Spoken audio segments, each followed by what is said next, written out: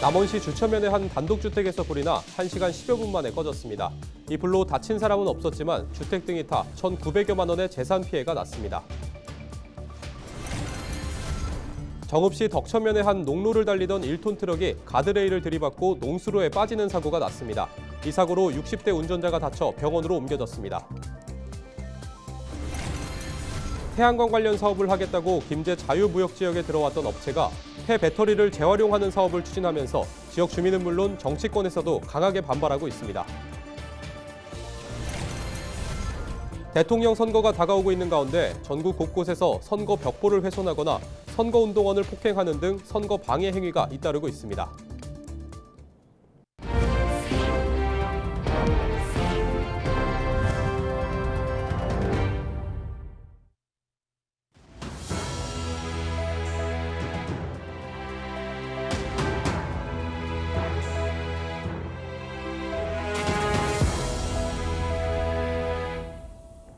시청자 여러분 안녕하십니까? 헬로티비 뉴스입니다.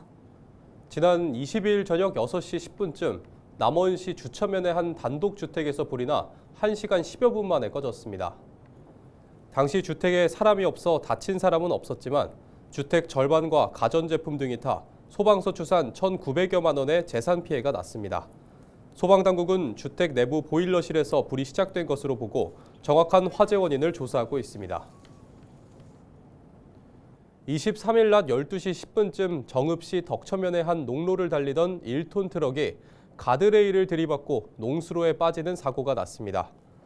119 구조대는 물속에 빠진 차 안에서 탈출하지 못해 저체온증 증상을 보이는 60대 운전자를 구조해 병원으로 옮겼습니다. 경찰은 정확한 사고 경위를 조사하고 있습니다. 원래 태양광 관련 사업을 하겠다고 김제 자유무역지역에 들어왔던 업체가 이제 폐배터리를 부수고 분해해서 재활용하는 사업을 하려 하고 있는데요. 그러자 환경오염과 건강 피해를 걱정하는 지역 주민들은 물론 정치권에서도 강하게 반발하고 있습니다. 정명기 기자의 보도입니다. 7년 전 태양광 금속 구조물 제조업으로 김제 자유무역지역 관리원과 입주 계약을 체결했던 업체입니다. 그런데 3년 뒤에는 사용 후 배터리 성능을 복원하는 업종을 추가하더니 지난해에는 폐배터리를 부수고 분해해 재활용하는 폐기물 처리 사업까지 하겠다고 입주 변경 계약을 신청했습니다. 하지만 폐기물 처리 사업을 하려면 별도의 신규 입주 계약을 맺어야 하고 환경에 악영향을 줄 수 있는 업종은 입주가 제한되기 때문에 신청이 반려됐습니다. 입주 계약을 지원하는 업종인데 입주 자격이 달라서 이제 새로운 계약이 필요하다라고 작년 11월에 저희가 반려를 했습니다. 그럼에도 업체는 폐기물 종합 재활용 사업을 위해 전북지방환경청의 허가 절차를 밟고 있습니다. 그런데 이 과정에서 문제도 제기됐습니다. 폐배터리 수급 계획을 자유무역 지역 내 기업체를 통한 조달이라고 주장했으나 관련 업체의 협의는 전혀 없었던 것으로 확인됐다. 이 소식을 뒤늦게 접한 인근 지역 주민들은 강하게 반대하고 나섰습니다. 이미 지평선 산업단지의 산업 폐기물 처리 문제 때문에 반대 대책위를 꾸리고 법적 분쟁까지 벌이고 있는 상황에서 추가적인 폐기물 처리 시설을 절대 받아들일 수 없다는 입장입니다. 막상 이제 산단에 돌아가면 보니까 정작 그런 그 무지갯빛 청사진은 안 보이고 앞서 그런 폐기물이나 2차 폐기 배터리 그런 혐오성 업체들이 들어오니까 주민들이 그 실망감 내지는 좌절감을 지금 맛보는 상태예요. 취재진은 업체 간판에 적힌 전화번호로 연락했지만 고객의 사정으로 통화할 수 없다는 안내 메시지만 반복되다가 끊겼습니다. 죄송합니다. 이 번호는 고객님의 사정으로 통화하실 수가 없습니다.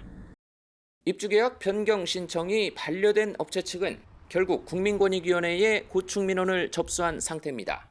업체 측은 국민권익위원회에 고충민원을 접수했고 이에 반대하는 주민 2,600명의 서명이 담긴 탄원서도 권익위에 제출됐습니다.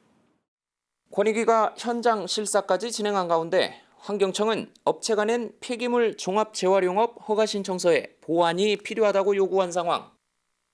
이에 따라 최근 열린 김제시의회 임시회에서는 폐기물 처리업 허가 반려를 촉구하는 결의안이 채택됐습니다. 김제 자유무역 지역 관리원과 전북지방환경청은 행정절차법에 따른 주민 의견 수렴 절차를 철저하게 준수해야 하며 주민 환경권과 건강권 보호를 위한 사전 예방적 조치를 고려한 심사가 필요하며 시의회는 주민들의 환경과 건강을 지키기 위해 가능한 모든 방법을 다 동원하겠다며 강한 의지를 드러냈습니다. 헬로티비 뉴스 정명기입니다. 대통령 선거가 다가오고 있는 가운데 전국 곳곳에서 선거 벽보를 훼손하거나 선거 운동원을 폭행하는 등 선거 방해 행위가 잇따르고 있습니다. 극심한 정치적 양극화의 부작용이 선거 현장으로 번지고 있는 건데요. 선관위는 엄중 조치한다는 입장입니다. 정호석 기자의 보도입니다. 충남 태안군 신두리 인도 옆 담벼락에 붙은 이재명 더불어민주당 대선 후보의 벽보입니다. 누군가 이 후보 사진 속 두 눈에 구멍을 뚫어놨습니다. 천안 지역의 한 벽보에선 후보를 비하하는 스티커가 부착됐습니다.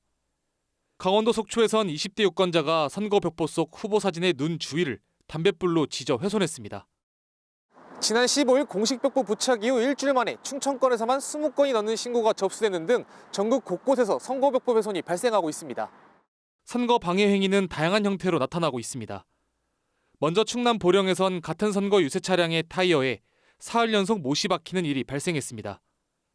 또 지난 19일 경기 부천에선 70대 유권자가 60대 여성 선거운동원을 폭행해 입건됐습니다.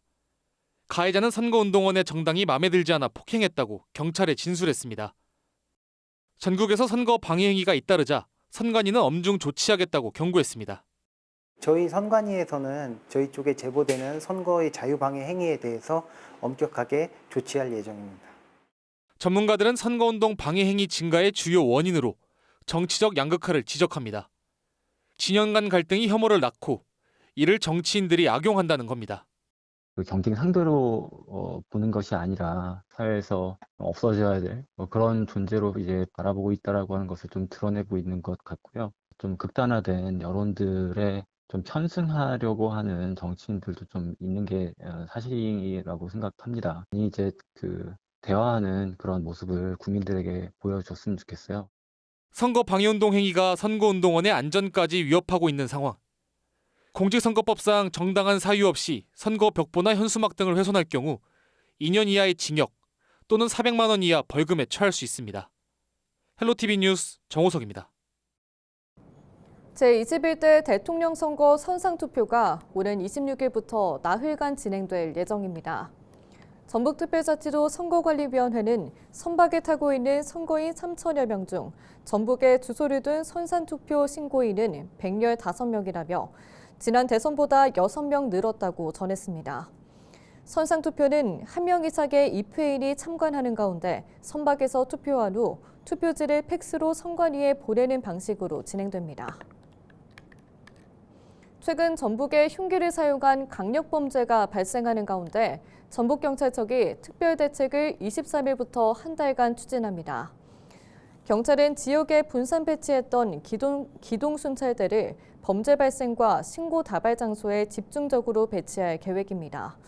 또 유동인구가 많은 상가 밀집 지역 등을 협력단체와 순찰하며 불안 요소를 사전에 차단할 방침입니다. 경찰은 공공장소에서 주민 불안을 유발하는 행위에 대해 법과 원칙에 따라 엄정 대응할 것이라고 강조했습니다.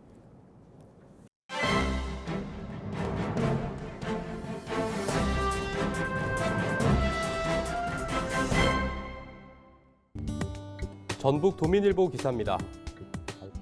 6.3 대선이 불과 10여일 남았지만 더불어민주당이 아직도 전북 공약을 내놓지 않으면서 비난의 목소리가 커지고 있다고 합니다. 물론 14개시군 맞춤 공약을 내놓기는 했지만 광역 단위 공약은 깜깜무소식인데다 시군 공약 역시 타 지역 공약과 겹치면서 논란이 발생했고 대선 공약이라고 하기에는 허술하다는 지적도 나오고 있다는데요. 대선 과정에서 시군 공약을 내놓기는 이번이 처음이라고 하지만 일부 공약이 중복되면서 논란이 여전한 상황이라고 합니다. 논란이 된 공약은 제2중앙경찰학교 유치로 남원시와 충남 아산시 공약에 모두 포함됐다고 하는데요. 각 자치단체의 요구를 폭넓게 수용하고자 했지만 공약 전체를 전략적으로 정리하고 우선순위를 조율할 시간과 명분 부족 등으로 인해 백화점식 나열의 한계를 보여준 셈이라는 겁니다. 신문은 이런 논란이 공약의 신뢰성을 위협하는 요인이 된다고 전했습니다. 지금까지 신문 브리핑이었습니다.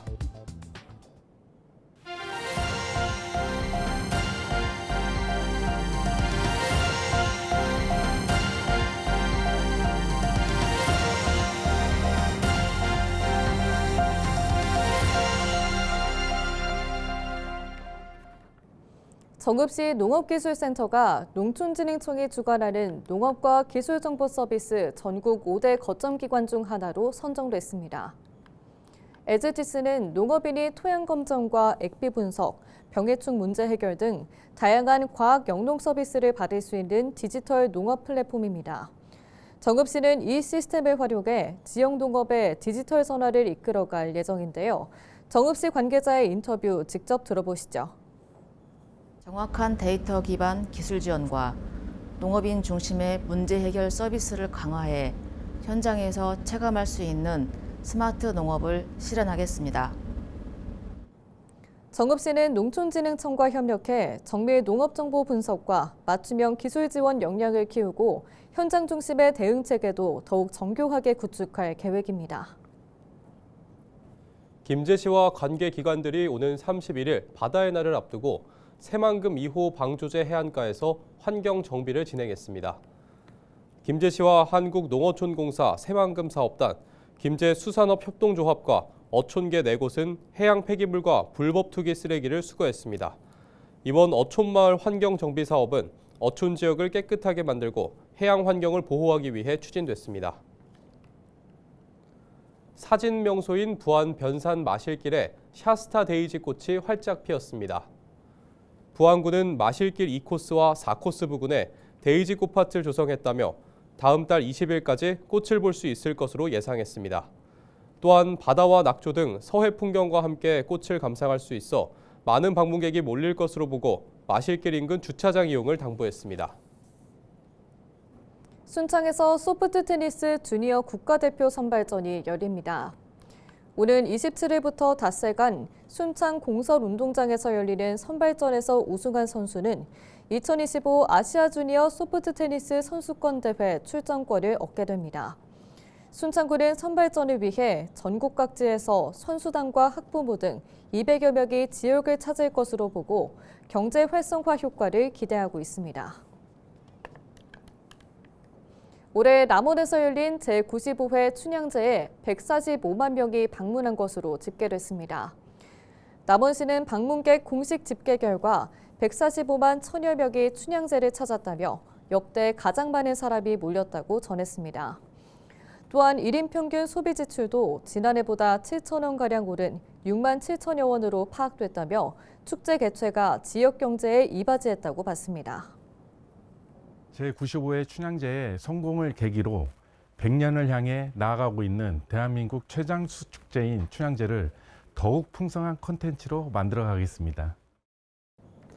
부안군이 행정안전부가 주관한 2025년 지방자치단체 적극 행정 종합평가에서 장관상을 받았습니다. 이는 전국 군단위 지자체 중 2위로 적극 행정 이행 성과 등 5개 항목, 17개 지표 전반에서 고르게 점수를 확보한 것으로 알려졌습니다.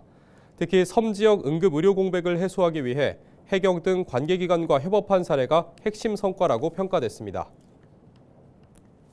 지역 특화 브랜드 임실 앤치즈가 지난 16일부터 열린 서울 장미축제에서 인기몰이했습니다. 임실군은 축제장에서 특산물인 유제품을 판매하고 SNS 홍보를 한 결과 1,400만 원이 넘는 매출을 기록했다고 전했습니다. 또한 SNS 구독자를 대상으로 한 회전판 추첨 행사를 통해 지역 특산물과 올해가 임실 방문의 해인 것을 알렸다고 덧붙였습니다. 부안군 문화재단이 지역 출신인 신석정 시인을 기리기 위해 창작곡을 공모합니다. 응모 분야가 가요와 가곡, 국악, 트로트, 힙합 등 총 5개 장르인 제4회 신석정 창작음악제는 누구나 참여할 수 있습니다. 참가자는 신석정 작품의 주제를 바탕으로 곡을 만들어 오는 8월 4일까지 재단에 제출하면 됩니다. 이상으로 뉴스를 마칩니다. 시청해주신 여러분 고맙습니다.